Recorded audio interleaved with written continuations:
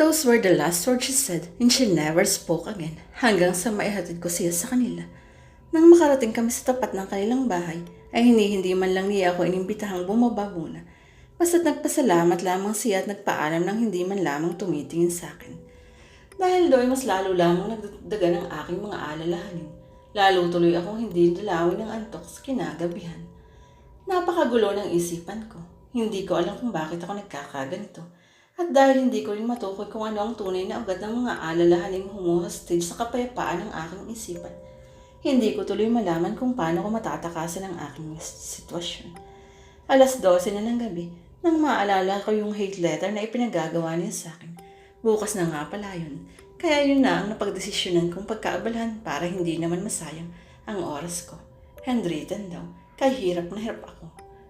Lalo na para sa isang tulad kong nakasanayan ng tumipa sa keyboard. Ano nga ba ang isusulat ko? Isusulat ko ba na I hate her dahil napakasumpungin niya? How about yung pagiging annoying at makulit niya noong una? Should I say I hate her because she's too emotional at sobrang iyakin?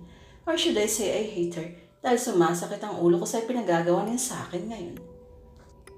Hindi na naman siya pumasok. Sabi ni Kayla kinabukasan sa aming dating tagpuan. Mukhang masama na naman ang pakiramdam. Ewan ko ba sa babae yun? Tapos na naman yung buwa ng dalaw niya. Natigilan siya. Basta, hindi ko malaman sa babaeng yun kung bakit. Parang nagiging masasakitin na. Dati-rati naman pumapasok siya kahit na may sakit siya. Samantalang ngayon nahilo lang ng konti, uma-absent na siya kaagad. Halatang wala pa rin talagang nalalaman si Kayla sa tunay na kalagayan ni siya. Pero dahil sa ipinangako ko kay Daddy, ay pinagsisikapan kong itikom ang aking bibig tungkol sa mga bagay na yun. Ilang beses kong itinext at tinawagan si Sia buong maghapon, pero hindi naman siya sumasagot. Sa sobrang pagkaaborito ko, napag-isipan ko tuloy na puntahan na lamang siya sa bahay nila pagkatapos ng aking klase. Sa kasawiyang palad, wala raw pala doon ang kanilang buong pamilya. Wala rin namang may alam sa mga katulong nilang nakakausap ko kung nasaan sila. Nang dahil doon ay tuloy akong umuwi sa amin. Lulugo-lugo, matamlay at hindi makakain. Ayos ka lang ba? Tanong sa akin ni Daddy matapos ang aming hapunan. Sinundan niya ako sa beranda kung saan ako'y nagpapahangin. I am not sure, Dad. Sagot ko na may halong pagbuntong hininga. Why? What's the matter? Nag-isip muna ako sandali bago ako nakasagot. May alam ka ba kung nasaan ang buong family na Tito Bench? Hindi ko sigurado kung bakit nanginginig ako. Nagpunta kasi ako sa kanila kanina, pero wala naman doon ang buong pamilya nila. Nangailang ako nang hindi kaagad sumagot si Daddy. Tiningnan niya ako ng may bahagyang ngiti. Bakit ka ba nagpunta sa kanila? Shit, ano bang sasabihin ko kay Daddy? Itinaas niya ang kanyang mga kilay matapos kung hindi makasagot. Why? Siya ulit. What? Gusto ko po sanang makausap si Sia. Bakit gusto mo siyang makausap? Hindi po kasi siya pumasok kanina. Bakit hindi mo na lang i-text o tawagan? Sinubukan ko na po yun pero hindi naman po siya sumasagot. Pagkasabi niya nun ay tumingin siya sa malayo. Papikit-pikit na sinamyo ang sariwang hangin bago siya muling lumingon sa akin. Didn't I just told you to treat her right? Seryoso ang mukha niya. I am Dad. Hindi ba't inaya ko na siyang mamasyal? You don't really get it, don't you? I don't really get what, Dad. Hindi ba ikaw na nagsabi na sa akin na I should be nice to her? Hindi ba ikaw? No, what I said was to treat her right. Pero hindi ko sinabi you should be overly nice to her. To the point na paaasahin mo naman siya. Bakit may sinabi ba siya sa inyo? No. So paano niyo nalaman?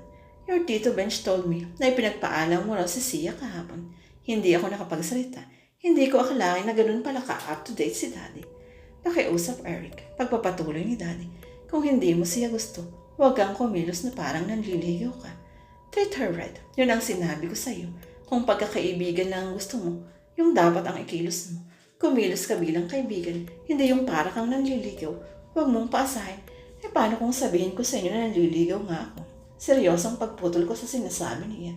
Are you? Napakunot-noo siya. Why? Anong why? Napakunot-noo na rin ako. Why are you courting her? Dahil ba to sa sinabi ko sa iyo tungkol sa kanya? I'm sorry, son, but you don't court a girl dahil naaawa ka lang sa kalagayan niya. Medyo napikon ako sa sinabi ni Daddy, lalo na yung pagpipresyon niya sa totoong nararamdaman ko.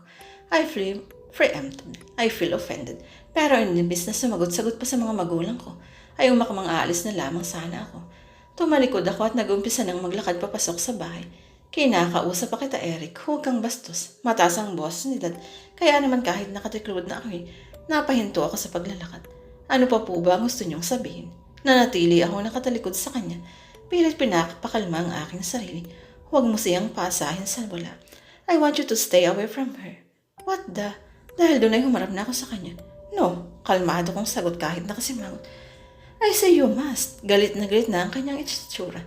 No, ako kalmado pa rin. Nakapamulsa. And why not? Simple lang, Dad. Ngumiti ako ng pilit. I may not be as expressive as most people. I may not be really good at expressing my true emotions. May pagkamanhid rin nga siguro ako dahil mas pinaiiral ko ang utak ko kaysa sa puso o maging sa kaluluwa ko. I may not be the type of guy who bring women flowers and flatter them for an expensive gift and eloquent romantic words. But believe it or not what? I may not still totally like Sia. Humakot muna ako ng isang bultong hangin bago ko ito ipinagwa. Most especially, the way she was before. She will still have a lot of personal issue that will irate the heck out of me. My apathetical personality may still clash with her sentimental personality. But I know and I am certain. Humunto muna ako sandali para pakalmahin ang aking sarili sa panginginig that I want her. Sia, sigaw ko sa corridor. Natanaw kong napalingon siya, pero nang makita niyang ako ang tumatawag sa kanya, ay agad siyang dumiretso ng tingin sa kanyang harapan at saka nagmamadaling maglakad. Shit, mukhang iniiwasan niya ako. Tumakbo na ako para maabutan siya, pero binilisan din naman niya ang paglalakad niya. Kung saan siya sa lumiko, pero sinundan ko siya, hanggang sa humantong kami sa isang corridor na walang katao-tao. Medyo madilim dahil nakasara ang mga tinted windows doon. Ilang ilaw rin lang naman ang nakabukas, kaya't pakiramdam ko ba'y gabi na sa bahaging iyon ng paaralan. Sa ikinatagal-tagal ng paghahabulan namin, nakita ko siyang lumiko papasok sa isang bakanting classroom. Isa pa'y madilim sa class kung saan nakita ko siyang nakaupo at nakasiksik sa isang sulok ng sahig at umiiyak. What do you want? Humihikbing tanong niya habang tumatabi ako sa sahig na kinauupuan niya. Why are you running away from me? Isiniksi ko ang sarili ko sa kanyang gilid. Umusod naman siya papalayo. Leave me alone, Eric, please. Umusod akong muli para magdikit ang aming mga tagiliran. No, I don't want to. Pakiusap. Muli siyang umusod papalayo. No, bago ko siya muling dinikitan. Stay away from me, please. Tumayo na siya takmang tatakbo na naman papalayo, papalabas sa silid. Pero nakatayo rin naman ako kagat at nahagip ang isa niyang kanang braso. Nagpupamigla siya. Mas lalong tumitindi ang kanyang pag-iyak. Let me go. Pinipilit niyang bawiin ang kanyang braso pero hindi ko naman yun binitawan. Let me go, please. I won't let you go until you read this here, right in front of me. Sabi ko habang iniaabot ko ang isang kamay ko ang isang puting sobre. What's that? Habang sumusulyap siya sa hawak ko. Hate letter. You asked for it, remember? Hindi ko binitawan ang kanyang braso hanggang hindi niya inaabot yung sobre. Inobserbahan ko ang kanyang mukha. Bagamat halatang pinipigilan niya ang kanyang sarili, ay nahalata akong lalong naging malungkot ang kanyang mukha. Mamaya ko na ito babasahin, aniya, habang inilalagay ang sulat ko sa kanyang bag. Pero simula ngayon, tumingin na siya sa aking mukha. I want you to stay away from me. I am not gonna commit the same mistake again. Do you know why? Dire-diretso lang pagpatak ng kanyang mga luha. Why? Nanlulungo kong tanong. Dahil ayoko na sa'yo. Tinampal niya ako sa mukha. Hindi naman yun malakas at hindi rin naman yun ang tunay na nakasakit sa akin. At hindi ko na ulit gugustuhin pa na mahulog sa isang taong mapaglarong katulad mo. Isang malaking pagkakamali kong pangarapin ka. Gayong alam ko naman wala kang kwenta. Manhid ka. Wala kang puso. Sana makalma ka. Ayaw na kitang makita. At sana nga hindi na kita makita pa. Pinalo niya ako sa dibdib. Hindi rin naman yun malakas. Kaya alam ko hindi rin yun ang pinagmumula ng sakit sa aking dibdib. Sakit na dahilan kung bakit naiiyak na rin ako ngayon. I'm sorry, Sia. Nanginginig na sambit ko. Habang tinatanaw ko siya papalayo, alam kong dadinig niya iyon dahil napatigil siya sandali